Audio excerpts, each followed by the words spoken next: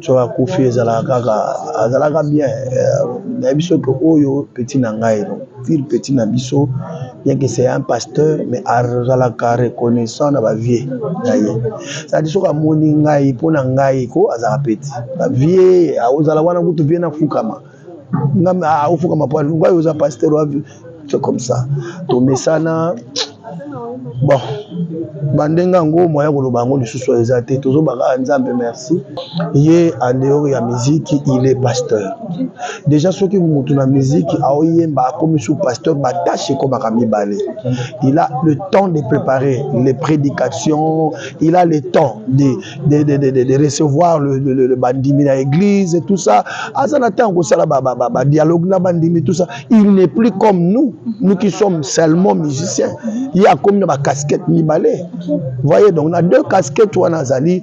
Il peut voyager, pas pour aller chanter, mais pour aller prêcher. Il peut.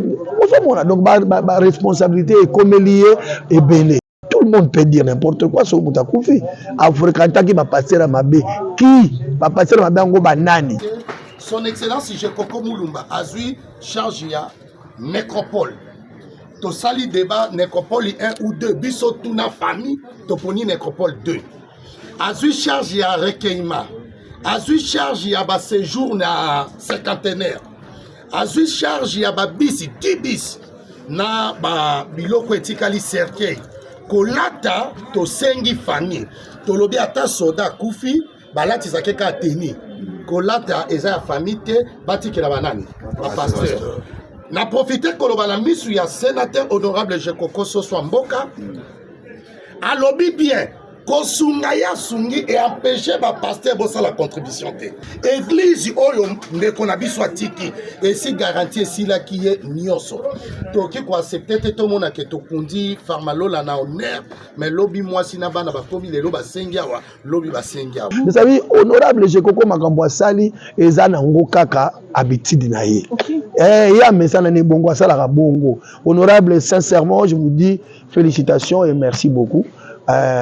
Tango alobi faciliter tâche on faciliter pena ba tâche mais bien sûr a faciliter pena ba tâche et c'est comme ça qu'on somba cercueil ya sombi mbongo cercueil wana faut que ne scope madame na ye zomona ça veut dire biloko ya zui wana so total libulu total biloko nyo sombongo ngakende so to sangisi mbongo nyo so wana to pesi bana na ye ozomona teke na minute bakotanga bakoluka ta mo eloko mo basala bakosomba ta mo mabele moko moke mama wana zata soki azana makanisi malamu ko sala ngo les enfants sont là maman bana bazawana la priorité c'est d'abord les enfants ils sont aux études bazotanga bazana classe il faut batanga basili sa classe lola nde bomo na farmalola ta mona Betel farmalola ekodimi na ye nyonso tu a passé on a Betel.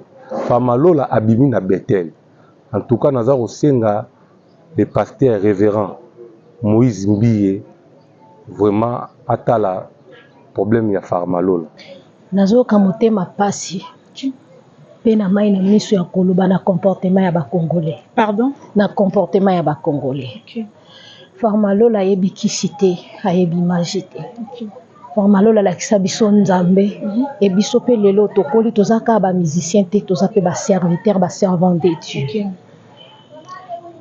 Pasi ezali mingi muto oloba likambo ayebi mutu te amoni kaka na télévision nde apesi explication na ye. Papa na biso azalaki chaque fois il y a un problème ayebi ko silikate. Phrase o tozana ngo pe totikali nango eza ya lola limbisa yo. Olangwisa mabanzo nanga Yesu natombola nani olingo ya motema na ngai olingo ya motema na ngai bokolo ya bateme na ngai ye Clément tuna kanga motuna esko lingi Yesu lokola mokonzi pe mobikisi na yo yoka yano na ngai nalingi mobali na ngai Yesu lele nalingi mobali na ngai nalingi mobali na ngai ngai nake na pharmacie na natuni moto akoteka kisi pesanga kisi ya malaria ayebisi nga ezali pesanga kisi ya tifoide papa ayebisi nga ezali pesanga kisi elongolaka bobola botutu na nzoto ya moto yoka eyano ya pharmacien yoka eyano ya pharmacien kende na famalola tango mopepe salaka papa zokufa zoseka esengwaki kokutana na nkolo nga naza na nzambe nga naza na nzambe Mama, if love is crazy, love is funny.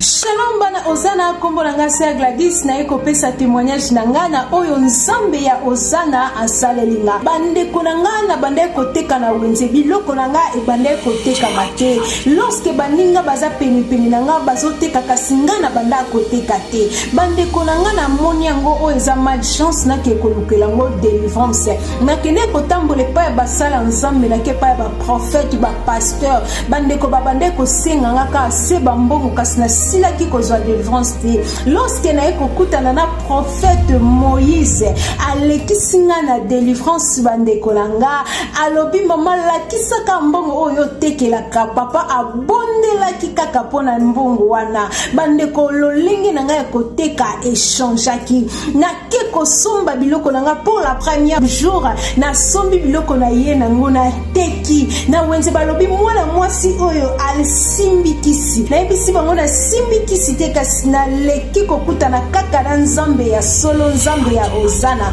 esili wana te bandeko na nga nazalaki mwasi ya mikakatano mpona koluka bavisa partout nake na Allemagne nake na France nasilaki kozwa bavisa te na bandeko kozwa kaka toujours barefi kasi papa tango alekiselinga ngo délivrance yayebisinga mama kende kokotisa passeport na yo na ambassade otala soki nzambe akorépondre yo te bandeko nakie kokotisa passeport na nga na ye na moni nazwi visa nzambe ya lola azwa lokumu akumisama na longwe na mboka oyo nazalaki na koti na kati na mboka oyo esika naza yango na ekokumisa mone na nzambe na kati ya Osana bokozwa ba délivrance na bino du jour au jour merci beaucoup. Shalom, ngai Mama Vitali na Paris, na lingaki na partager na bino témoignage na ngai concernant musala. Na banda kosala esika moko boye banda ko correspondre na ba étude na ngate, mais nazalaki na choix te et na banda ko mona que nazalaki na blocage pour na banda ko postuler ba esika ebele mais banda ko pesa kaka ba refus na ba refus. Tant na kutani na prophète Moïse na leki na délivrance makamonanga e fongwami na moni penza loboko nzambe esali lelo nazolo ba boye na koma responsable. Donc nalingaki na remercier nzambe moko na remercier prophète Moïse pe ministère nyonso ya Osana pour na enseignement na suivi bapesa biso chaque jour. Na lobaki déjà ba oyo bazoko luka délivrance il faut bolongola ba posa ya biloko nyonso tu ya mokili botia kaka nzambe liboso bokomona bokoumela te makamuna bino kofungwa ba pe na lobi lisusu ba oyo batambola partout koluka ba délivrance oyo esimba te awa ezali terminus nazozela bino nyonso tu na moto. La première raison, Azam Moutabo, Tony Apollo, a les tasses je ne vois vraiment pas pourquoi vous avez une balle. On a gagné mortuaire de Saladona. Et puis, jour à corps et jour mortuaire, Azam on va demander la permission selon la loi et comme on a une dérogation, on va demander. Et c'est dans la à proposer les choses. Et à voir quelques heures, au saliba Niniba.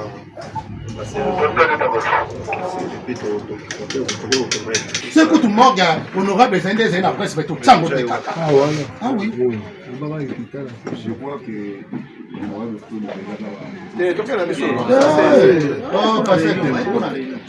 Azam papa na biso na makambo oyo abatela biso na uta kolba auto kunela nako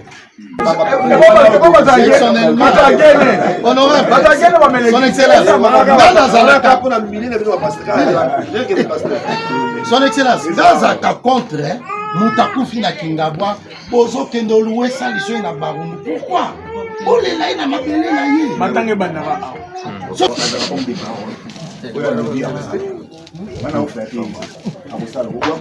oyo fanti batata mikolo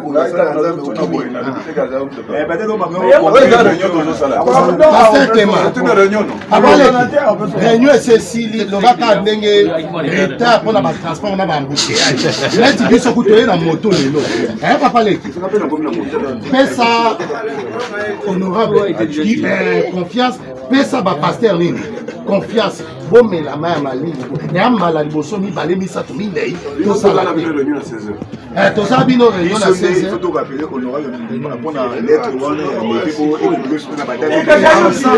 avocat ya mbuta vanda nokili bomela monde entier son excellence Jekoko Mulumba azwi charge ya nécropole tosali débat nécropole 1 ou 2 biso tuna famille toponi nécropole 2 azwi charge ya recueillement azwi charge ya ba séjour na cinquantenaire azwi charge ya ba bisi 10 bis na ba biloko etikali cercueil kolata tosengi famille tolobi ata soda kufi balatisaka ka teni kolata eza ya famille te batikela banani ba pasteur na profité koloba na misu ya sénateur honorable Jekoko Soswa Mboka alobi bien kosunga ya sungi et empêcher ba pasteur bossa la contribution te parce que on a un problème entre nous oh excellence alobaki ba pasteur ba contribuer te alobi angote alors qui peut compléter ça ba pasteur ba contribuer te pour faire ça nini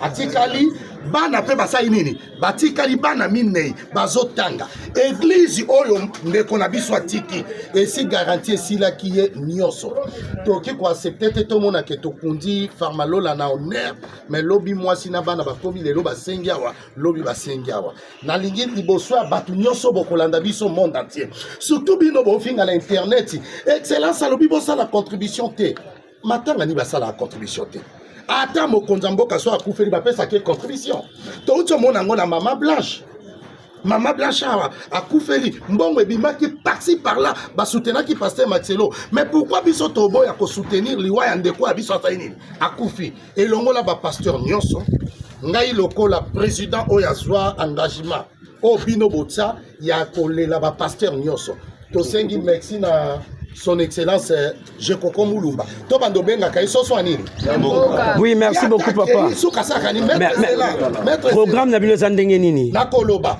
yata ke suka saka nini na profiter pour na koloba to na moment ba campagne te ba élection te ba yeba kande ko na tanga passe na tanga nini ya bisengo azali seul oyo atazo tamba na cortège so amone longi ya moto ya yebi so ki apesi mbote te ozui transporter c'est ka mona kiyote tout PCP chancité n'a profité pour la Koloba médecine à son excellence le président de la République pour la poser la biso mutoko la sénateur Jekoko Mulumba Lamboka azali pamboli ya biso. Merci beaucoup maman Mokonza Mboka oui dernièrement na soyena maman Mokonza Mboka bi Jekoko tu sais pas là c'est mon bon frère là c'est moi pour non na mona muta simplicité boité tozole la pasteur Famalola vendredi à les 20 vendredi à les 20 événements actuels na terrain à Wayawaya. Tokola la terrain Wayawaya. Samedi le 21 8h au plus tard 9h corps et bimi cortège et nani na Wayawaya na louange na ba adoration to leli ndenge to lelaka iolele nzamba basakoli nzamba batoma nzamba basakoli ya batoma ya basakoli to memi biso moko to kotise na corbia to kyotika yetina nécropole na libulu a cher makasi oyo honorable sénateur assombeli pona ba disposition sécuritaire nyonso pona kingabwa bo prévoir ndenge nini na musique ko beta kuna est-ce que bayembi bakoyemba est-ce que ba concert wana oyo ko beta butu mobimba charge wana mutazo yango bino ba pasteur to ekoleka na ndenge nini est-ce que dit que toza na église toza pe na bano bayemba libanda nango farmalola zaki moyembi toki ko benga ba musicien te toza na José Ndita je suis sûr José Ndita obeta c'est Reni Sosani obeta na moni mama lombonga tuninga programme ndenge nini na profiter pe na tindele nini vidéo yo wana disposition etali bisote etali honorable sénateur te etali ke moko na bango asali nini akufi tant biso totemi kwa ba pasteur totemi moko ya biso ba musicien ba otema pe moko ya bango soki ba boyiko ya bana biso église ba beti buko ba okufa ba mona penga ite. Merci beaucoup. Donc, vous avez une relation malam na AMCC. Vous avez une bango. C'est nous. Merci beaucoup. Toi, bah, pasteur, ton solo. Mais toi, banité, commençant déjà, président sortant Patrice Ngoy Moussoko. Quand on tient d'abatouna lelo, bah, il y a programme. On profiter pour tenir de la respect président, on tient de l'eau vidéo. Il y a sali Wenge Tonia na mais tozaka la cornini. Chris. Merci beaucoup. Bon permettre le sénateur à Kendo. Merci beaucoup. Merci.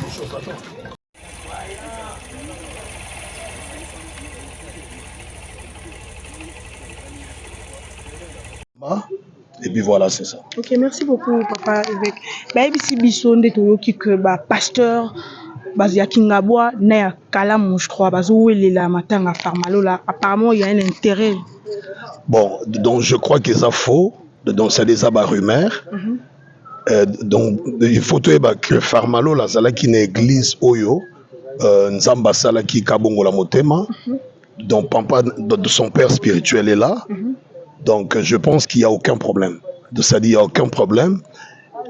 C'est que je sais, Namatanga, Nyonso Yamuto, quand même à Yebani, moi, Babilobe, les Alaka, mais en tout cas, donc il n'y a aucun problème. La preuve en est que donc, nous sommes le pasteur Yalimete et puis à Kingabwa. Donc, lui, c'est son père spirituel. Il y a ça qui a évolué, Libanda à Kingabwa, je crois, à Kassavubu. Voilà, et puis la famille est là, donc tout va bien. Makamutu, Ramezana Kimia. Merci beaucoup. Bonjour papa. Bonjour. Moi, c'est le prophète Big Boaz. Naza moko ami à Farmalola. Parce que ngapi na sala la musique.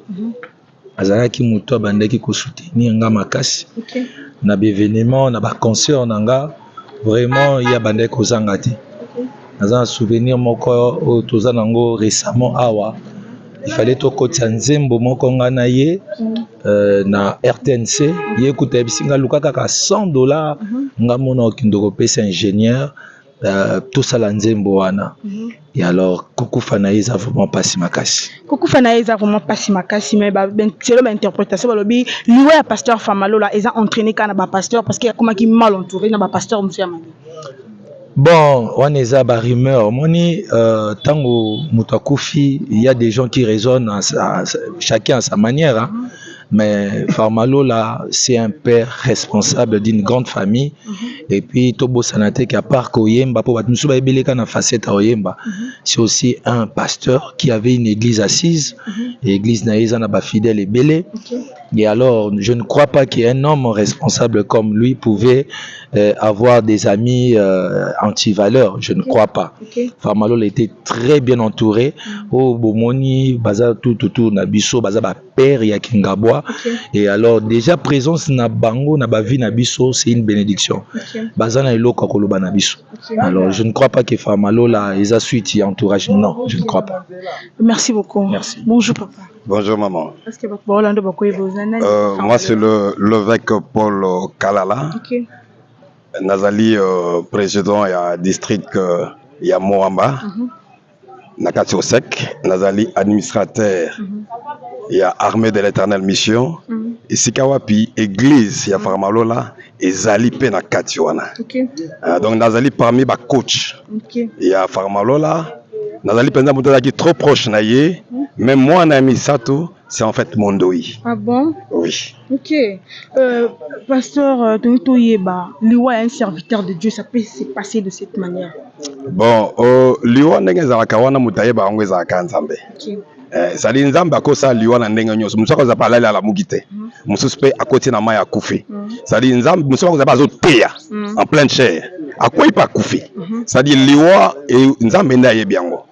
Donc il spéculer ndenge tolingi to iko saba interpréter de tolingi liwe za liwa ezana ba forme nyoso mokolone kokaki nzamba permettre que alongwa na sena moi et to pesika nzamba wana lokumu parce que lobi que ça soit dans le malheur que ça soit dans la joie to rendre toujours grâce et pas inaye nzamba permettre ya kende accueilli bien katiki choc makasi na lolengo ya azalaki bana nga aza mwana azalaki mwana moko azalaki vraiment botosi na ndimba osakana te et puis il était bon avec tout le monde. Papa na ya molimo yeyo pasteur Clémence donc atiki témoignage à mabete mais Dieu a permis que akende etalika nzambe pour te moto na moto ana mokolo na ye. Merci beaucoup papa. Pour finir tu es pas pasteur Clément. Pasteur Clément bato barota la le premier jour ba monaki comment ozaki vraiment abattu na liwa ya pasteur Farmalola. Est-ce qu'il y a déjà bon bande ko entretenir les sous la bonne relation parce que d'autres personnes babi ici bokabwana qui déjà na pasteur Farmalola. Je crois to kabwana pasteur Farmalola te la preuve année na routine la bino vidéo le 31 décembre 2023 nous avons une mobilisation ya bayembi pour ya ko tout na vie na besoin oyo ça le 31 décembre et sengana na besoin ngana pesa ke proposition na besoin bayembi nyonso ya Congo na so bonga charge ba beta na matongi nous avons une mobilisation ni zaye preuve année batambola bango na Billy Bilumba babenga batu nyonso mutanda ko benga batu nyonso ba ko beta na cité Betel matongi ya le 31 décembre 2023 zaye na tika ki charge ya bayembi abaki papa yo bamba bayembi ko kota kota te ngamoko na ko charge pour ba betsa mutu te donc nous en avons bonne relation na ye.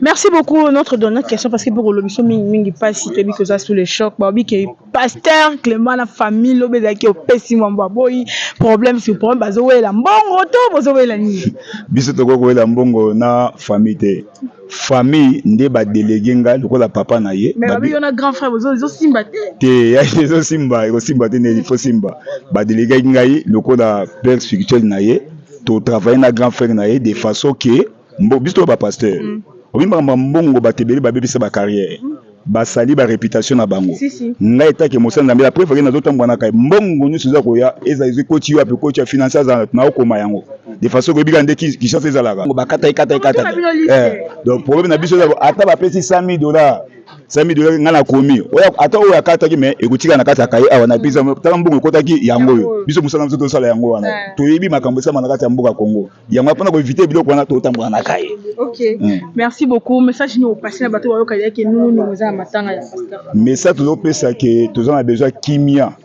na matanga oyo to sololi honorable Chikoko ya ki nasi ba sena ndonyo so ba lobi mana ba susu ya te to sololi mais là, nous avons komoko honorable Chikoko a bien contribué na part na mais cela n'empêche ba pasteur nous soit que ba pasteur dans mabo makasi ne bazo bakana te ba pasteur dans mabo makasi te donc to libérer mbong biso susu na biso ba sena nzambe belé ba sena bango ba kufi mibana bango ba kufi basi batikali bazo souffrir to moli basi bazo yango biso ba sena nzambe to décider na part na biso ba sena nzambe et sengeli na biso mwasi ya Farmalola e mate kita biso to sombe lupango parce que ba vef batikala bazo nyoma batikala lupango nena ba sasolo ko mususu bon so na bibino ba congolais bobo yo za nani na che biso ba congolais biso ba Congo to tika mutema mabe mutema mabe liboso Farmalola batuki ya kofi chombo ekei pour témoigner na ba carte bancaire ekei wa mutema mabe ba congolais mutema mabe so ba congolais Farmalola batuki na 8h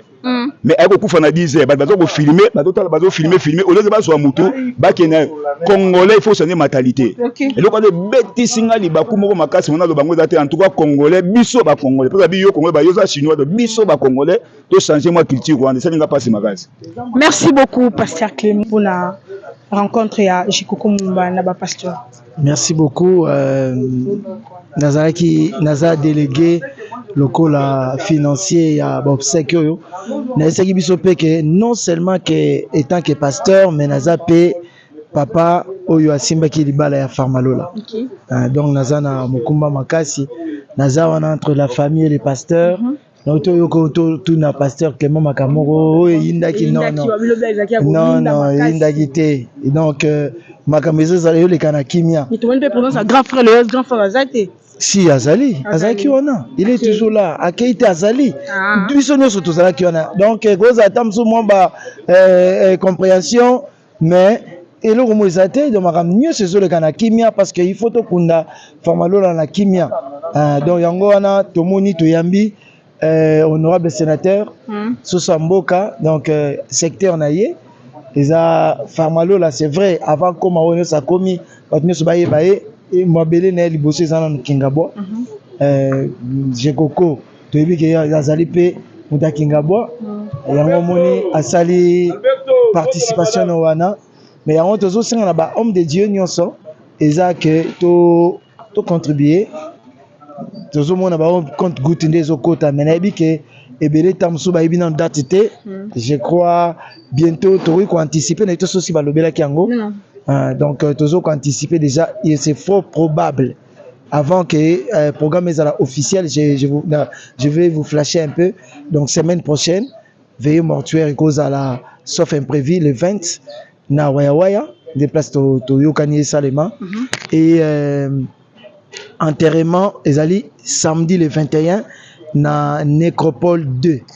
Nécropole 2 pourquoi? Parce que famille ba évoquer raison moko balobi comme maman ya botaki à bakundaki na Nécropole 2 yango na basengi bakunda peka na Nécropole 2 pour la raison bakota la maman batali pe Farmalo là. Donc c'est un peu ça. Donc makamni c'est que ça ngo malamu pour na Kingabwa je crois Waya et si babongisa ngeza bien banzela pe banzela zanango pour bato ko koma accessibilité et na retenir le komoko sénateur à l'obiso olingi mutuna wata na mai rolandaye pour na que nous kolelaye mais Kingabwa ils appellent na maité hein ils appellent sika moko bato bavandaka biso église ezakuna na kati donc c'est ça que to senga na bato ba nyonso bolinga Farmalo là ba nyonso bopambola mana na nzembo banzembo na mais na bi que chanson phare na ezali Farmalo la kene na Farmalo nzembo na biso nyonso to lingaki yango pe pambola biso tilelo donc likambo ezate ba pasteur nyonso ezala biskelo so bazo sengisa bambongo poto ndima ya solo vraiment que oza crédible faut monge comme pas na ngai. Merci beaucoup pasteur. Bonjour maman. Malgré chantre mais non mais c'est bien on maître. Problème te. OK maître tout mon niche Koko honorable sénateur Jekoko Otikoyawa bo sololi to qui peut on dirait programme déjà matanga et bimi. Normalement eloko to banozela yangwana parce que ya azui to à main makama matanga tout tina okunda azui nyonso longonya nzamba pambole makasi. Encore ba pasteur maboko makasi bo sepeli. Ba pasteur ba sepeli te parce qu'il y a toujours des cotisations. Ils ont ça les manettes personnellement obligatoirement. On est en train de faire des choses tokosala pe tokosala tokotikata parce que après matanga boyebi ke veuve azali na bana faut batikala quand même na batikala bien et l'obité que le roi Jekoko azui charge à matanga donc nyonso esili ou bien nini. Donc il y a beaucoup à faire. Pourquoi pas qu'on sombe la ta veuve wana moi isika atikala fana na bana. C'est ça. Mais tu as vu que Farmalo Lazaki pasteur en même temps chantre. Côté wana ba musicien chrétien pe bazo monana to bosali ndene. Normalement Farmalo la asangisi batutu pasteur. Mais jusque tout le monde attache chantre monter. Non, bayaki. Na mona collège ya ba ndeko na biso moko bayaki awa. Bayaki, j'espère avant-hier. Bayaki pe kotala. Tout le monde a deux personnes à on a plateau tout expliquer bateau ce qui papa Zanani, qui pas Farmalo là, il représente comme malgré noter qu'il y avait déjà un titre de prophète habité ce qu'on a domaine il y a musique ce qu'on présentait bateau. Oui, tozana bino depuis matanga bandi. Moi je peux dire que batunyo surtout bazoya awa, bazoya ndeko lilisanga parce que ngane mutu na perdre. OK. Nazalo na bungisi lipasa nanga. Soko tali bien tozana bino libanda na okoka okota na katite parce que ceux qui veuve atalinga ka boye azo kanisa ba makambo ebele. Je voulais dire quoi? Ngai naza organisateur a matanga te mais naza kolo matanga. Bato bazoya ndeko tala biso. Mutu aza pembeni selon organisation de Salemi. Donc tozana département nyonso. Bato baza chargé à logistique bazali, bato à relations publiques bazali. Donc toza vraiment makamnyo tout ese Salemi na réunion à ba pasteur. Parce que mutozo kamba coordonnateur à makamtu c'est le pasteur Clément et puis président Fanfan à secondé parce que lui il est de Kingabwa a ebi kokota a kokota.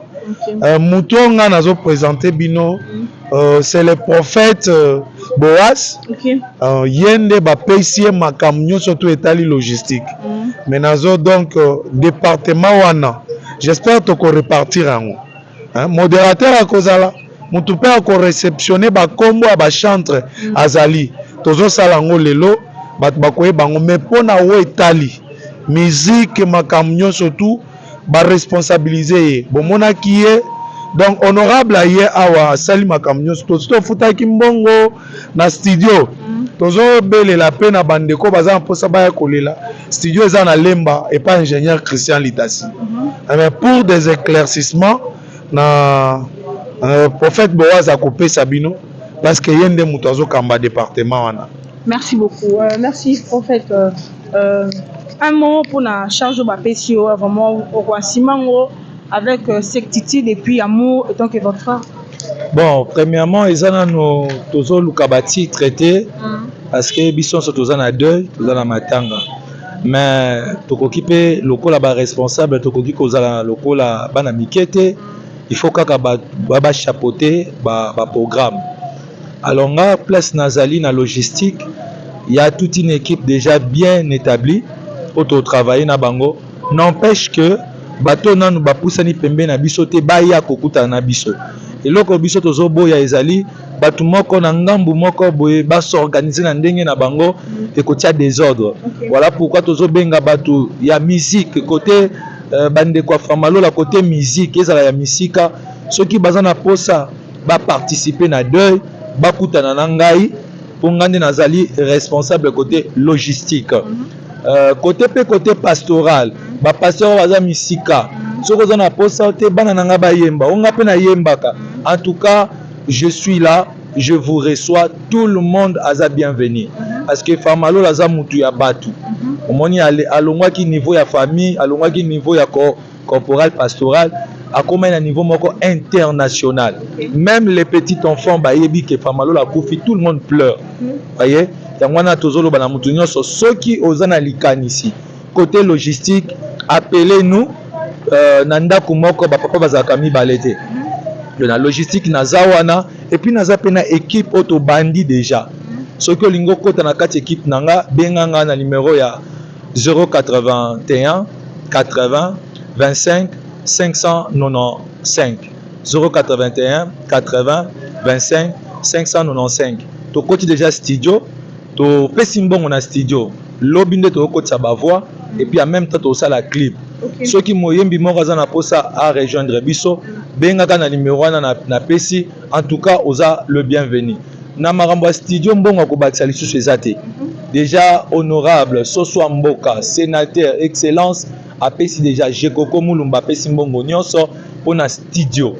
Voyez, do yango tozo benga bayembi soko lingo participer na vocal na mo eloko moko yaka ozala le bienvenu. Merci beaucoup. Nyonso tout alingi ko contribuer. Il y a le pasteur Onésime. Hein? Financier. Ah oui, pasteur Onésime est là.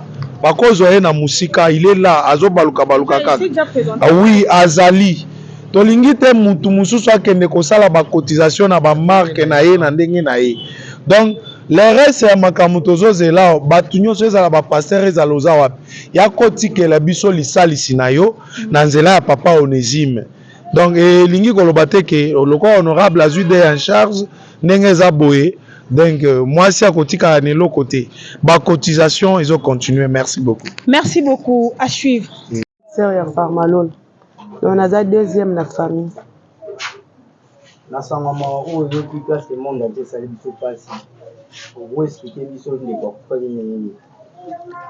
Ndeko kufi dimanche na 6h. Abande ko kende kote na Masina na Njili. Na 15e rue nde akutanaki na likama wana ya accident bamemaki na hôpital mais ezalaki mokano ya Nzambe. ezalaki mokano ya nzambe mama yoza cancer ya ndeko na biso famalola depuis frère na biso akufaki défilé ya baartiste musicien bazoya bapaster bazokompense na bino mpasi ofumeli bino. En tout cas bazoya bapaster bazoya bao bauti braza bazoya tomonaki mpe présence ya frère José Nzita azalaki accompagné na bamusicien mosusu mpe nayebi bakombo te na femme Tamar bango nyonso bantuka bazoya. Mama présence ya honorable na biso Chikoko na matanga na voix ndenge ayaki kompense na bino famille okobakisa nini na papa Chikoko ndenge ayina mais bon nakobakisa eloko moko te mpo na sénateur azwi oyo ezalaki ya motuya oyo nzambe asimbaki na motema asala etanke famille na ye mpo oyo akufi azali mpe na lien ya famille na Jikoko na honorable en tout cas nzambe apambola honorable na assistance na ye. etaki grande sœur ya ndeko na famalola makambo lingi lelo na réseaux sociaux ndeko na biso entourage mokomaki mate bazo interpele liwa na ye na lolenge na loyini etaki grande sœur ekokate moragie oyo emo olance na bato bazolobela liwa ndeko na biso na ndenge mabe. En tout cas ezali mawa mpe mpasi mingi mutu soki akufi tozomona ke makambo ebimaka kaka ebele na baoyo bakoloba ya lokuta na baoyo bakoloba ya solo mais solo bosolo kaka nzambe moko nde mutu ayebi yango mpo motema ya mutu eza kaka nzambe yango wana nakoki koloba. Programme ya matanga isi esika lia matanga ezali moto okozala libanda betaya esika matanga ezali numéro adresse. Programme ya matanga tokokunda vendredi eza veillée mortuaire samedi nde eza enterrement bon lokola Famalola botami na Kingabwa akoli na Kingabwa makambo na ye nyonso na Kingabwa ezala album na ye ebimisi ye na Kingabwa donc to préféré ke tolele na mabele na biso na terrain ya wayawaya tokolela ye na terrain ya wayawaya ve eza wana ti tokokende cinquantenaire kozwa corps na ba 8h30 tozongi lisusu wana ndenge nzambe akomema biso ti tokokende kotika ye na nécropole. Ezali vendredi na terrain ya wayawaya.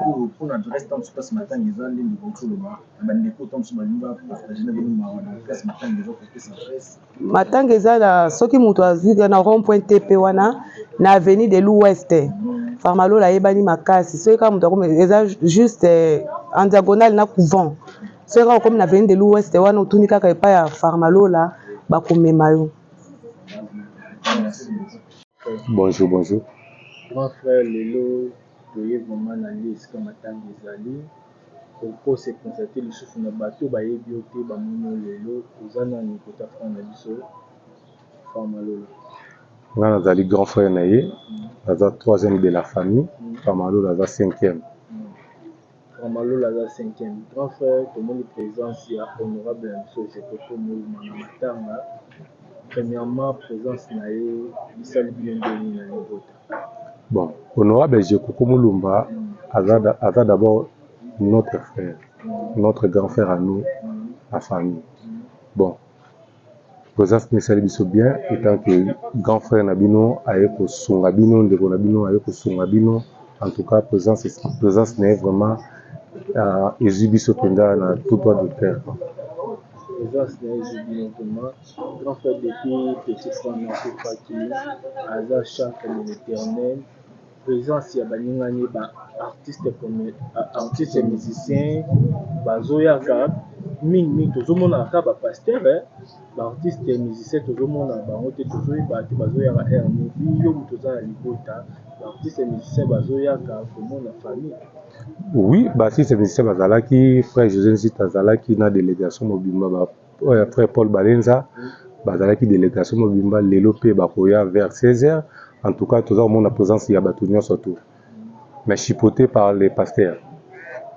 Étant que grand frère, il y a pasteur Nabiso Famalola, programme ya matanga eza ndenge nini bino mpe na libota boprépare nini bakusaki ya ndeko na biso eleka na kimia na banongo ya réseaux sociaux akotaki na ekila bato mabe nzela wana yango nde akoki osupporte yango te ememi na liwa etaki yaya etaki frère ya famille okokoka te mourajana na bato bazoloba bapétise wana na réseaux sociaux.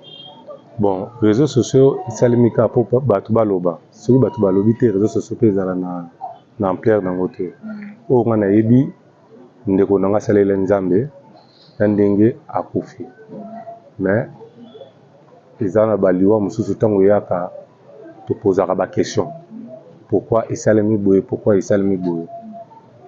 Bon, étant que serviteur de Dieu, étant que mwana nzambe napesi nano nzambe merci na ndenge azwi mwana na ye.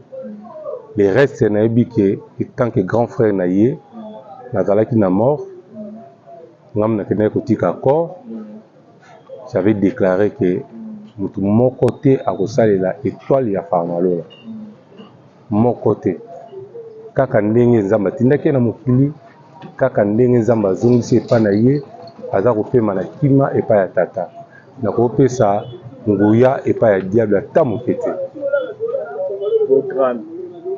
Programme ezali semaine prochaine tozali vendredi veillée mortuelle, samedi toke enterrement na nécropole 2.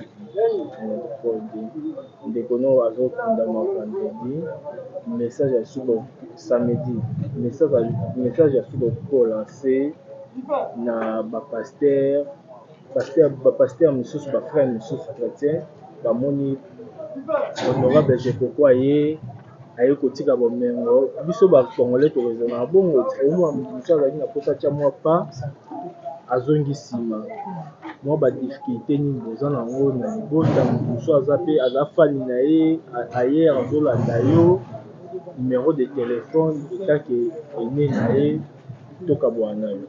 Bon, moi j'ai remercié beaucoup bapasteur, en tout cas bapasteur vraiment, surtout bapasteur à Kingabwa, bapasteur à partout, en tout cas batiki Farmalola te. Bon, l'honorable Jekoko a sali vraiment nyonso, presque nyonso tout a sali. Mais il faut qu'on ait ton bakundara mutu, atiki mwasi na bana na ye. Awa bazali ko futela. Ni fiski na contribution au bandekone ba pasteur corps du Christ au bakopesa kolukela bana oya ye moi esika ya kofanda poto na besoin te baleka sosi na TV bana Farmalola ba souffrir yango na ba pasteur ba décider ki bon ki non basala tout balukata esika bapesa bana Farmalola bafanda. En tout cas oyo azana posa ko aider famille ya Farmalola. Numéro nanga ya poto ezali plus 32 466 37 25 73. Soko ngo ozanga na WhatsApp na kobimana mais appel normal numéro msusu ezali plus 32 466 23 42 80. Naza ko remercier mingi honorable Jekoko vraiment. Et puis, question moi suite à côté parce que bande comme sous bazo déclaré qu'il a bois par rapport à maramni comme la commune là sécurité ni il va serrer parce que pour la bande comme sous route mais si que ba fanatique ba Farmalola ko ba les langue qui est-ce que sécurité va serrer parce que il y a mambo ndingi za bateri ba commune sous le comme la commune ba tisi tsa ba père et ko yé bisa ba ngoni. Bon batu nyonso ba ya poto solo na honorable Jekoko sécurité eza assurée. Lobi tokomela bourgmestre ya liberté tokomela ba société nyonso tout awa alors vraiment batu babanga te sécurité vraiment ekozala poser ba podium ekozala nango wana en tout cas ba musicien nyonso tout oya corps de Christ baya vraiment ko sepelisa ndeko na bango voilà oya zalaki elongo moko na bango vivant na ndenga tiki bango vraiment tokozala vraiment na besoin komona tous les musiciens tous les pasteurs en tout cas na osenga lisusu na Farmalola nde bomo na Farmalola za mwana Betel Farmalola ekodimi na ye nyonso tu apasango na Betel Farmalola abimi na Betel.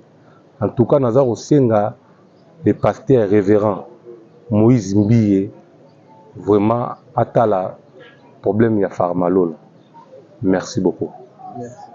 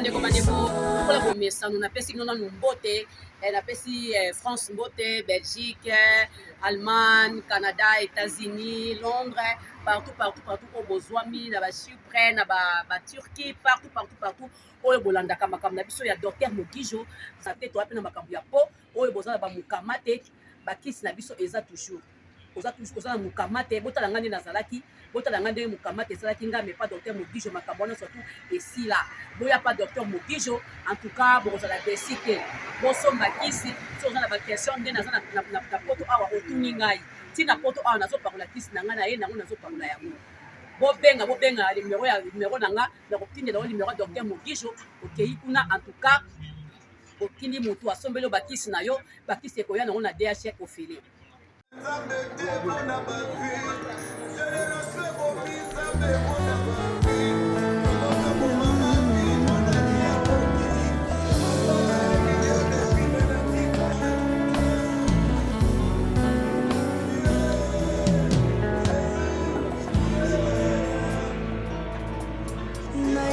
na yo papa nanga monisanga loboko na yo nayepa na yo mosantu yo monisanga loboko na yo zamba lolo yo azosale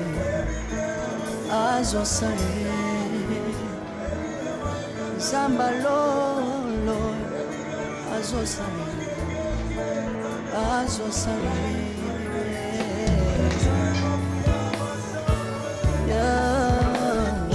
Papa José Ndita. Ouais. Vous allez bien? Très bien. C'est ça. Très très bien.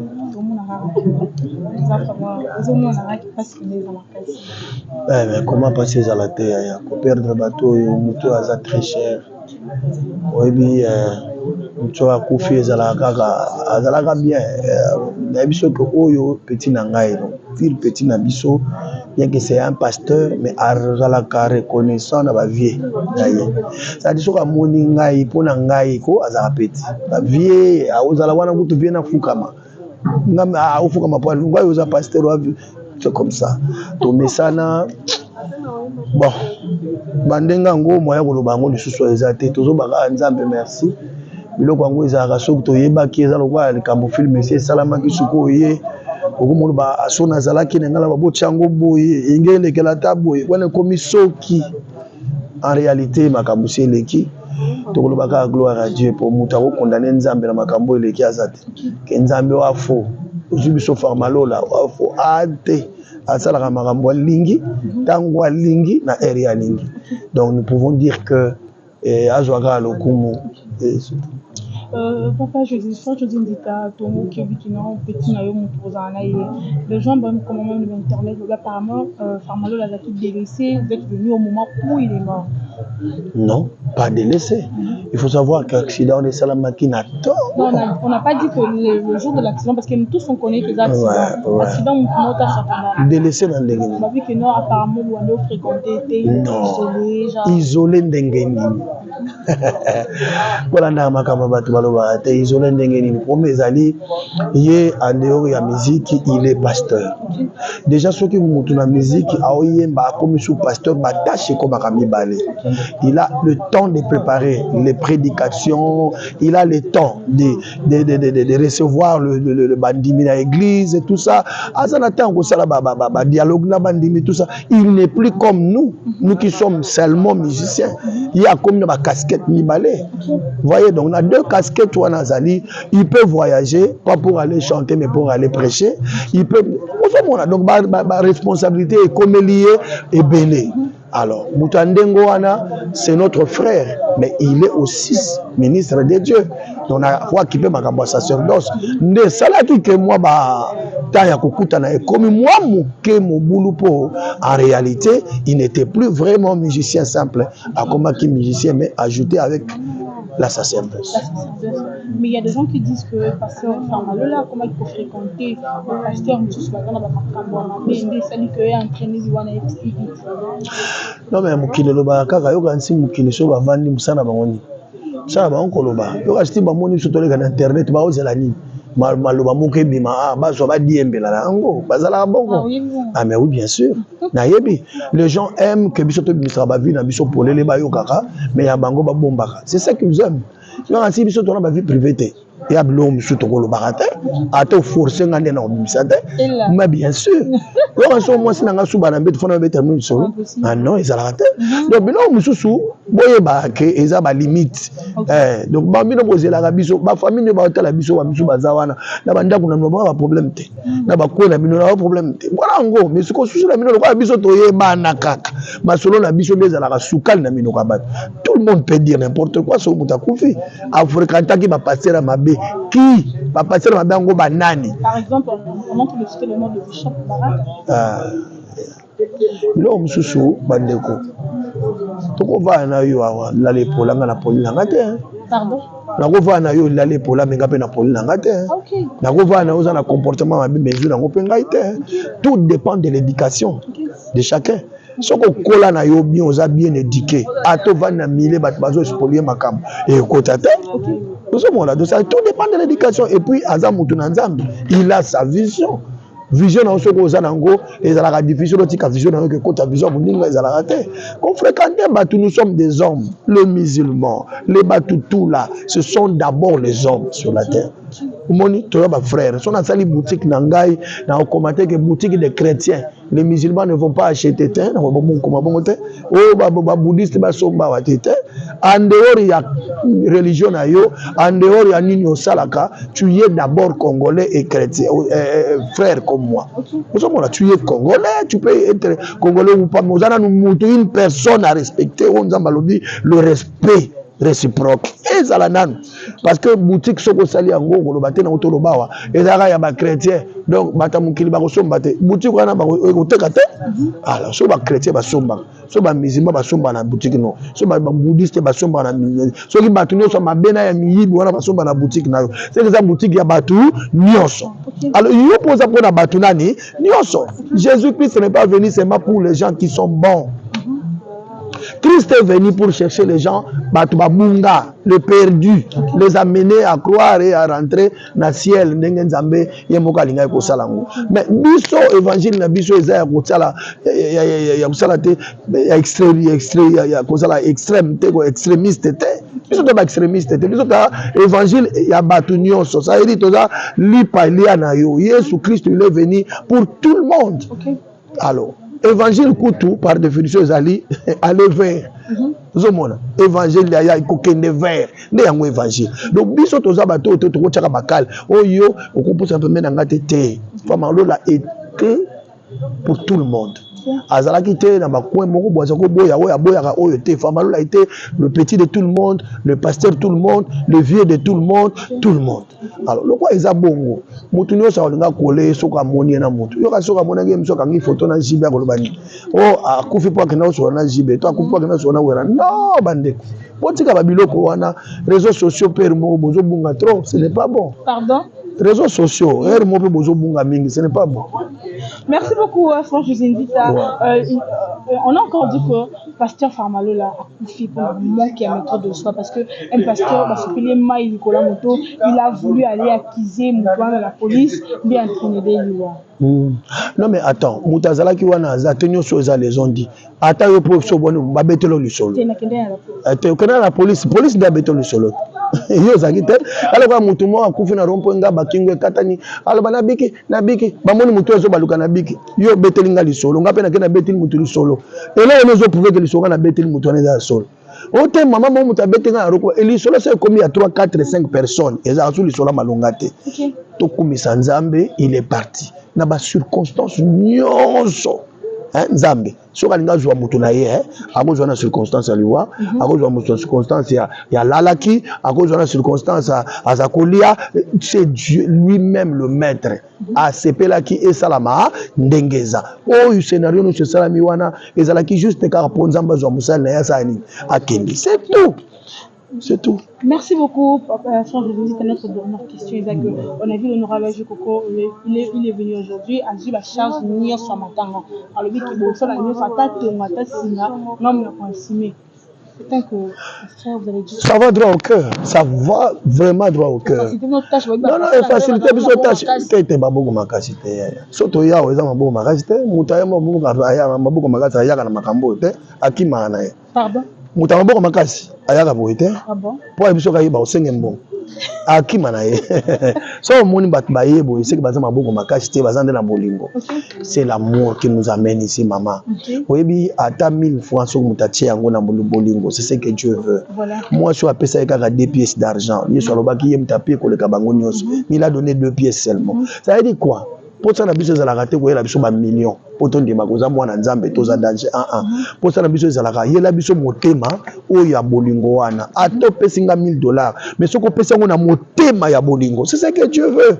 Vous savez honorable Jekoko makambo asali eza na ngo kaka habitude na ye ya mesana ne bongo asala ka bongo honorable sincèrement je vous dis félicitations et merci beaucoup tango alobi faciliter tâche o faciliter pena ba tâche mais bien sûr a faciliter pena ba tâche et c'est comme ça qu'on somba cercueil ya sombi mbongo cercueil wana faut que ne scope madame na ye zomona ça veut dire biloko ya zui wana so total libulu total biloko nyo sombongo ngakende so to sangisi mbongo nyo so wana to pesi bana na ye ozomona teke na minute bakotanga bakoluka ta mo eloko mo basala bakosomba ta mo mabele moko moke mama wana zata soki aza na makanisi malamu akosala ngo donc je crois que a épargner biso ba dépense wana ekende na makambo mususu ekota na ba dépense mususu les enfants sont là maman bana baza wana la priorité, c'est d'abord les enfants. Ils sont aux études, la classe, il faut batanga basi sa classe, bana wana bazana batolobi. Qui sait? Ce qui fait mal la moko akobota bana wana. Qui sait? Voilà, je crois que na monaka so muta kufi ça la difficile muta ça la suivre Rolanda la bana. Mais ce qui le leçon to zumbongo to pesi moi monter ya malamu. O ezaki maman on a une fils qu'est-ce qu'il a kovana? Est-ce que lo ko sala pona bana? Parce que moi na teke egozala malamu mingi et ko préserver à venir à bana. Voilà. Merci beaucoup papa José Ndita pour citer tout le monde qui m'a dit à qui peut à son âme. Mais vous étiez là chaque fois. Et aujourd'hui papa Nabiso Farmalola Koufi parmi les musiciens on a eu presque apparemment aux Ararayo. Pourquoi vous avez l'habitude il y a pour ça la bonne fois on a baninga et ça mal il y a ça boyo kana mingi te to bazana ba tante to ndeni. Non. Parce qu'il fait à chaque je ne veux pas être plus sain que Bango.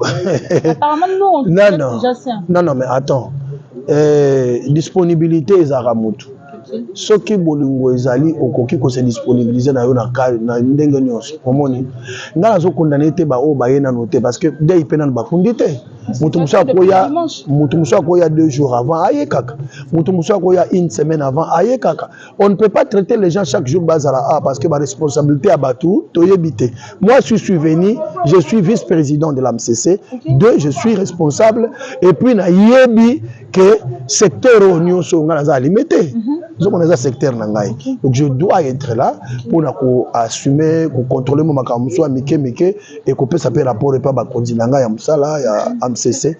Je crois que je suis là pour ça, mais kolobake venir c'est être plus sain que tout le monde aux autres de se détromper parce que ya batu muso akoyelo matanga bandeliti suka mais alingi bino pété yende nchoro mais boyebi pété bena yo sayo manchoro balela trop o kama pena ndokima ole la mingi ondimate ko kama papa za ole la mingi njoka ndeye nchoro donc ça veut dire quoi c'est de pas venir beaucoup ndé la kisaka muta malamu mais ça la rappelle signe malamu ko assister baninga ça on n'exclut pas. Merci un mot pour na bato ba Olanda yo famille Farmalola sa femme son père ainsi que ses frères. Je suis vraiment touché et j'ai vraiment beaucoup de chagrin pour la Montinae Nabana. J'ai suivi ce qu'elle a dit à la télé. C'est une femme forte. Et après quelques heures, elle a eu une interview qui est vraiment moi si ma casse. Je voulais l'encourager encore. Mère, sois calme. Sois calme. Le Seigneur est vivant. Atikibiso Nayo Elongo. Nous savons que le Farmalo Lazali sous-souté. Peut-être besoin de moi passe. Mais je sais une chose, qu'il y a le mari des veuves qui s'appelle Jésus de Nazareth, dont nous sommes serviteurs. Ah, Yaya, Zamba Otikaote. Et surtout que tu es servante du Seigneur, Osa Ilanzam, Kolo Akotikaote, a créé ma brèche, Banana Baokola, Banana Baokoma Batu, Banana Baosalisayo. Je le crois fermement. La famille a Farmalola, j'ai dit que Oyo Akei Ande Konabino. Oyo atikali a mwasi na bino. Oyo atibana batike baba na bino. Fournissez les efforts. Qui peut banana wana. Bana wana bakola. Bana wana toyebite so ba osalisa na bilobi. Je voulais interpeller juste bande kwa Farmalola. Ba mikolo ba bala moni bana souci pene ya makambo wana et je pense que bakotika mwasi wana te, bakotika pe bana ete. Voilà, j'ai béni tout le monde oyo aza déjà na makanisi malamu ko sunga biso. Partout bozali ta muso ko mona na bureau na yo na ye pona koya koloba na ta muso contribuer pona ebembo yo ko bwaka te ko bwakisa biso te toza wana pona bino to dinga biso polinga biso ka te so banzembo zo beta metangu pe liwa yaka to sengi bino to forcer te si tu as un cœur o face à pambola o yamba biso kaka mutema malamu ebunga na ngote so mutaye basali sa kaka. Que le Seigneur vous bénisse, vous qui nous avez suivis, et Dieu vous bénisse partout où vous êtes. Papa José, Papa José, la musique chrétienne, la Papa José, bino ba musique chrétienne, on parle de bino de bonisi, la musique chrétienne comme on a fait comment va profiter. Otiaka podium, ba musique bazo défini, bazo imba, ya frère na biso Farmalola, on a fait podium moko te. Non, frère Farmalola a outi okufa 2 jours avant. 2 jours avant akufi yoyo. na kosepela pena te biloko nyonso ezalaka automatique tant motu moko ayebaki te kakokufa omoni tout baprévoyaka yango. Alors lokola akufi bo toza bato te tokokanisa toza na baréunion tozosala moto na motu mpo na baide na ye biloko mosusu eyaka wana ezalaka nango boluwe te ezalaka bato ye alobi bon moi j'aimais le podium, moi j'aimais les instruments atie yango tosali yango oyo eza mpe ke mbongo ebima ntango mosusu tobimisa mbongo tobimisaka mpe mbongo ebimi mais ya malamu ezali oyeba yango koengage badepense mingi lokola bana batikali eza mpe kaka mabe. Plus vous faites beaucoup de dépenses plus beaucoup pénaliser mwasi na bana so mianga na kosepela na esika koluka kotiaka podium kotiaka bacotisation mikonomie tozwaka mbongo tosangisi liboke topamboli mwasi na ye abokola bana ekoleka malamu mingi ke kosala baexercice ebele ndenge wana pour perdre beaucoup d'argent et na suka boza mpe na résultat moko consistant. Voilà biloko mosusu eteyaka biso voilà. Merci beaucoup. Merci, c'est moi qui vous remercie. Bonjour. Boni. Ça va très C'est bien. ça, condoléances à vous. Merci beaucoup. Maman Maman Gisèle Moussadi, Yolande Kombonanga. Donc, naza Moussali Nankolo. Nasaelaka Nzambe na nzela koyemba. Lokola ndeko so Fama Lola. Fama Lola koyembela bato mwanzi momoka muki ba retrouver ba. Nzembo yanga to N'importe quoi. Nzambe utume mangimba tumubikila nenkajomona muluma utume mangamba tumumwinjila nenkajomona waluminganga itu yondopa kacha kimyaji kujomona Dr. Minala yakatumba kacha kimyaji kujomona munganga uji wondopa muntu kushia mputa wakwela bwana specialist lwa wakupanda Wambula kashingi wakutela Zambe utume mwanenga spécialiste wako mujile. Merci beaucoup maman Gisèle. Merci beaucoup maman. Merci. Maman Gisèle to moni papa na so Fama Lola atiki biso. Est-ce que vraiment liwa mona Nzambe ko leka na douleur parce que de biso so pas chate ya ko gratiner n'y a pas ça très mal. To moni accident ça mais papa na so Fama Lola. Est-ce qu'un homme de Dieu a ko fana liwa modèle. Bible le dit biso toutes choses concourent bien de ceux qui aiment Dieu. Donc Nzambe tutuna rayi mituna te. Biso to abikela yende mokeli na biso donc so za ekela okotuna mutuna moko te ata moko te pa moto akeli yo. So akeli yo bongo otikali ndenge wana. Soki na mabongisi ya Nzambe aloba ke ya ye e oleka bongo nous nous inclinons et nous disons gloire à Dieu. Ok. Maman Gisèle, tout le monde, depuis qu'il de connaissance Fama Lola a outil vraiment de la cité de terre pour Akoma Oazali, mais on n'a pas vu la présence, jusque-là on n'a pas vu la présence, il y a Pasteur Moïse Mbi. Il faut interpeller nous. Présence, est-ce qu'on se montre présence à Batunions? Pourquoi on demande Moïse Mbi? Parce que c'est Kauta. Mais est-ce qu'Azaro semble la Kuna Penza? Si. On a eu des informations qu'il est de là. Et si il est de là. Matangue Uduko Samande, Papa José Lobi, ça fait 2 jours. Déjà. Papa José. Non, j'ai entendu quand il a parlé. Il a parlé de 2 jours seulement. Et n'a rien dit que depuis 2 jours, si tu comme il est là, tu n'y as pas été. Donc, tu as Zoya, Bisoto Zoya, tu as Nasima, et peut-être qu'il n'y a pas Nasima. Pour les problèmes, non noté. Ok, maman Gisèle, le message nous passé na bananzame parce que pasteur Fama Lola tiki église, a tiki peuple de Dieu, nous sommes qui na ba forum, qui na cour ba prière peut-être. Peut-être là bateau balineraille de loin parce qu'il nous a même appel. Mon toi na nzembo na ye, tu vois bobo. Message nous passé na bateau. Ah, bateau na Zambia pesa biso nyonso na bango makasi parce que ça fait très mal. Fama Lola nga particulièrement azaki moto azo fréquenter nga penza mingi. Donc azaki koya mingi pa na nga na ndako. Donc tozaki na ba projet pe ya koyemba nzembo moko na ye. Mimbala ça fait je crois 1 mois akomela yenga po tuna nga programme za ndenge nini po apesa nga programme à studio. Donc nazaki kana attente nazo zela que abenga nga po tout ça là. Bon, Nzamba sali na ndenge na ye. Eleki ndenge ezoleka boye tokumisi Nzambe mais bato bazolanda biso en tout cas Fama Lola atiki bana atiki mwasi na ye soutien ata ya mokie ekozala plus important po bana na ye bakola bayeba pe ke papa na bango asalelaki Nzambe azalaki moyembi azalaki pasteur azalaki na bato baza kolanda ye basunga bana wana batika bango te en tout cas nzambe akozangisa te kopambola. Merci beaucoup. Voilà un mot. Merci beaucoup. Boni. Ngolo tata. Ngolo tata. C'est ça qu'on le savon. Merci. Bayimbo kabayola ndo bangai muzanani parfois ya Pasteur Malula. Kombo na opio c'est présenté. Kombo na ngai Rite Nseya. Naza mwana ya Farmalula oyo tobandi na ye depuis Kingabwa. OK. Na wenza lokolo moko tango tolala na na se. Tango tolia na loso na ba mafuta mbila. Encadré biso car na loyembo te mais ndenge nini pe ya kozala mosali na nzambe. OK. Alors depuis 2003 pe kino lelo. OK. Depuis 2003 kino lelo. Mais les gens disent obima que pasteur Famalo la côté qui na moi qui est pasteur ya magicien de sali ke benda liwana yi. Yuta ke mwana oyo butant quand tu as dit que aux États aux Akina c'est qui encadré qui est-ce que moi ba c'est quel mot en tant que magicien? Moi ba c'est quel mot en tant que pasteur moi simi déjà ba formation. Nazo kamote mapasi. Pe na mai na miso ya koloba na comportement ya ba Congolais. Pardon? Na comportement ya ba Congolais. OK. Farmalola yebi kisite, ayebi magite. OK. Farmalola la kisa biso nzambe, et biso pe lelo tokoli tozaka ba musicien te, tozape ba serviteur, ba servant de Dieu. OK.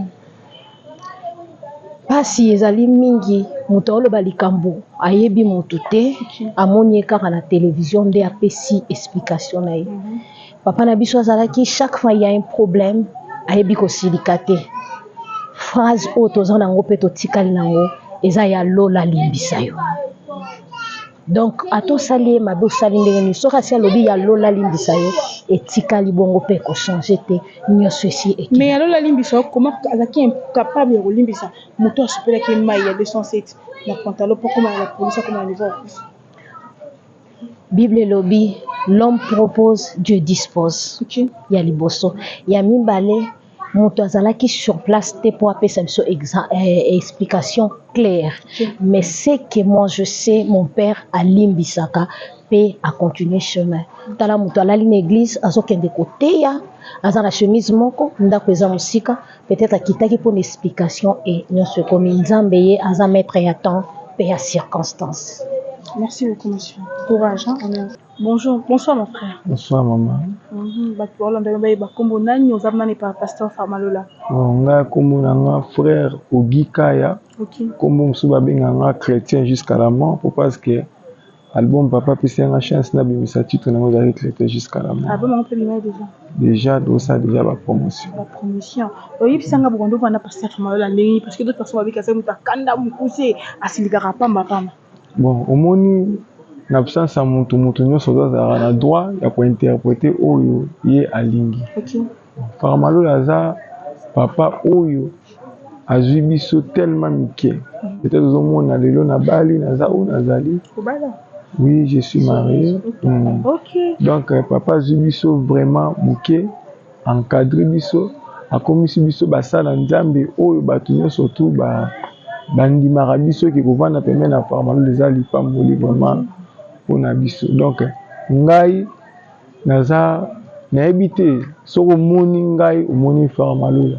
Donc ezalaki likambo ata azwi likambo na nani moto liboso abengaka kaya oza wapi kaya. Donc naza na mpasi na motema comme moi témoignage mona kopesa jour autaki voyage azongi ebisinga no kaya nasali ba voyage ebele na omemeli eloko te me nasepeli na yeli eloko moko ya bene biso no président nakozala très tôt na ntongo amemeli nga montre moko eza tellement kitoko makasi pesinga montre yebisa madame na yo alambelanga lokwa ochange ndako alambelanga biloko moko ya kitoko vraiment na oya kolia tellement ki wana aza papa oyo ya ngai nahonoraka ye mingi nabengi madame directement madame alambi biloko alambelaki ye soso na dongo. Donc plan préféré tozipiki vraiment na moi toyebi ke dadi azoya kolia mais ntango nazwi sango wana dimanche natali biloko natali montre en tout cas soki totelema bozaka makasi ya ngani ya Yesu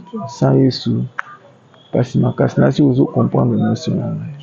C'est ça, condoléances à vous. Merci. Pourquoi il se présentait parce que vous en avez pas passé pendant comme on a un frère Junior et Kando, naza moko et ba musicien nae, mais naza pe moko o afanda ki nae na ndako esika moko tang molai plus ou moins 5 ans tous allons ensemble nae avant bala. Donc on est où nazali. Donc ba ki Farmalo là, aza mutu moko ya ba formation mutamute mamoko c'est conseil ni noko pesa. La bateau va traiter de magicien, va traiter de mutema mukuse, tout ça. Bon, mon est comme ça, parce que même Nzambo bisoto sala Yesu mase ba benga muto bakisi. Pardon? Même Nzambo bisoto sala Yesu ba benga muto bakisi. OK. Soki muto azu élévation na mokili bakanisa comme si Nzamba tombola ateka Satan. OK. Mais nga na vanda na papa na ngai pendant ce 5 ans ndako na ye eloko alakisanga eza prière lelo naza serviteur de Dieu naza prédicateur naza pe sumoyembi na sa même banzembu na sima na ye donc alakisanga kosalela Nzambe koteya pe koya soki sa biso kaka na koyemba te koteya pe koyemba lelo tokomi basali na Nzambe majorité ya bana papa baza bateyi bayembi bato minene oyo atiki na se donc c'est un peu ça. Bonsoir. C'est ça, condoléances à vous frère. Merci. Bato bazona baba ebozana pas pasteur Farmalo là. Ok, merci. D'abord kombo nanga frère Merlin Bokore. Naza moko ya ba musicien ya bana ya Farmalo. OK.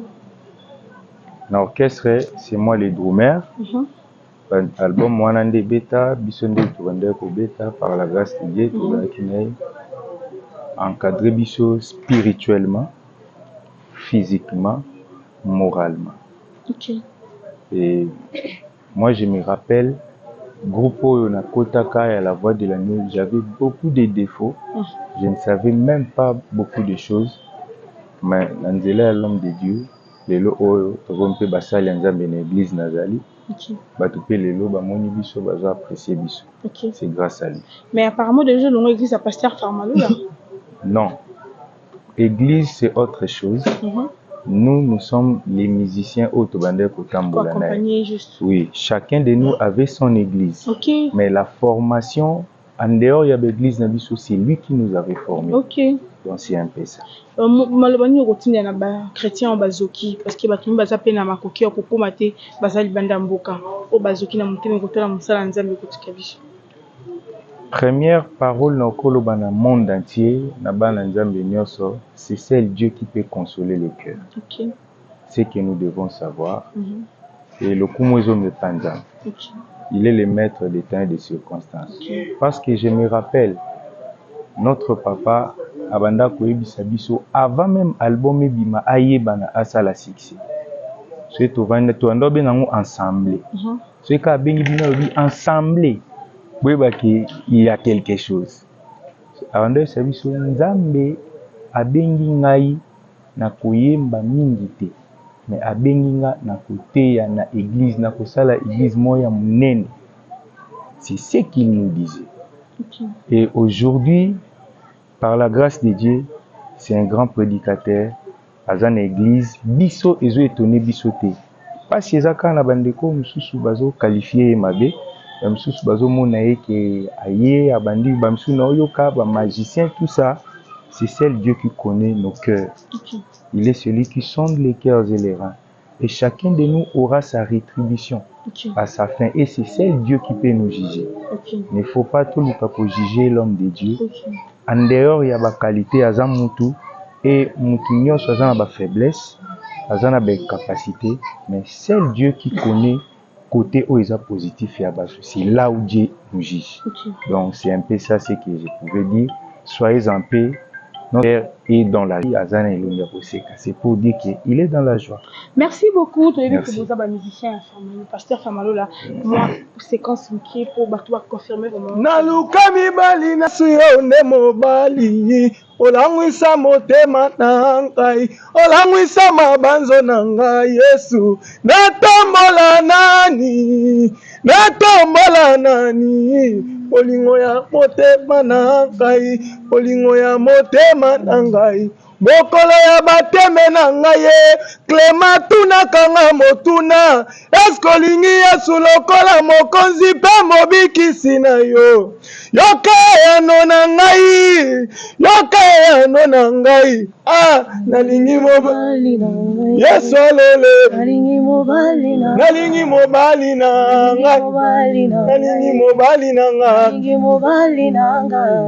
ngai nake na pharmacie natuni moto akoteka kisi basanga kisi ya malaria ayebisi nga ezali besanga kisi ya tifoide papa ayebisi nga ezali besanga kisi elongolaka bobola botutu na nzoto ya moto yoka eyano ya pharmacien kende na famalola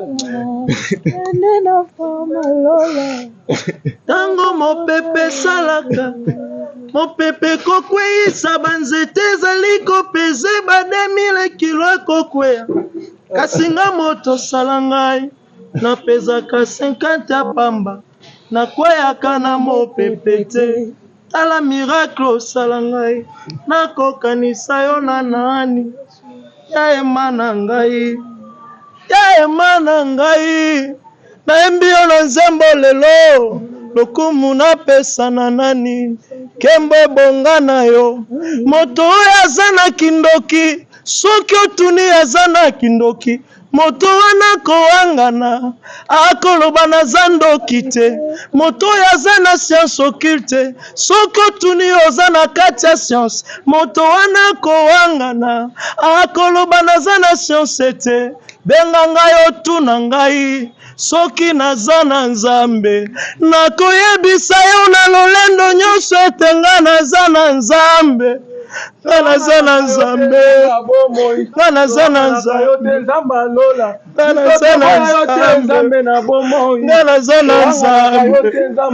ata ava nakufa nakotatola naza na nzambe papa azokufa azoseka esengwaki kokutana na nkolo nga naza na nzambe. Merci beaucoup, fidèles téléspectateurs.